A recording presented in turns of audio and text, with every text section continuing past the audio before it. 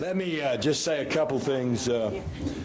First of all of these members of the General Assembly, as well as most of these people in this audience, are the ones that deserve a lot of credit. And then I want to talk about Dustin for just a second. You know, with everything, it takes everybody doing it. And I can't go name by name and mention every member of the General Assembly that's here because you'd be here all day. The fact that they are here and a few of their colleagues who cannot be here deserve a significant amount of credit for hard work, perseverance, and a big heart and a caring mind. Now, having said that, you've always got leaders. And so Pam and Sue have provided leadership. For how long? For how long? I asked Sue this morning how long she's been working on it, and I'm not even going to tell you what she said, but it's been a long, long time. How about you, Pam? How long have you been working on it? Oh, gosh. Forever? Ever. So even though all these members of the General Assembly deserve our credit and our thanks and our accolades, these two in particular need to be thanked, if you all don't mind.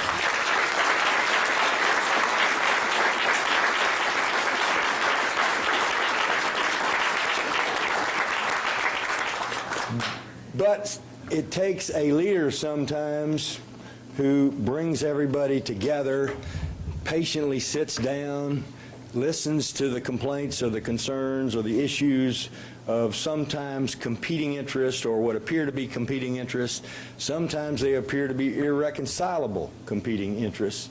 And it takes a special leader to be able to do that. It takes patience and knowledge and tact and diplomacy. Sometimes it takes strong will and even a threat or two once in a while. And this is something that is his day. And so with the members of the General Assembly, we also need to thank Dustin McDaniel.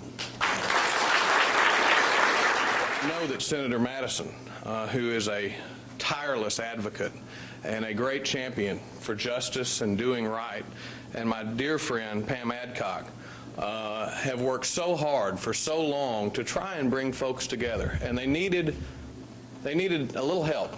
They needed some opportunity to bring people together so that they were willing to trust but verify. They were willing to compromise but not capitulate, and proceed through a process in good faith.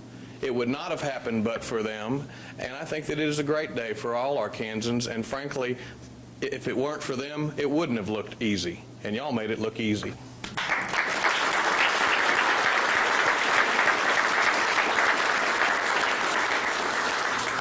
And lastly, let me thank a couple of key people in my staff, former Senator Alan Gordon and a senior assistant, Brad Phelps. These two are amazing people.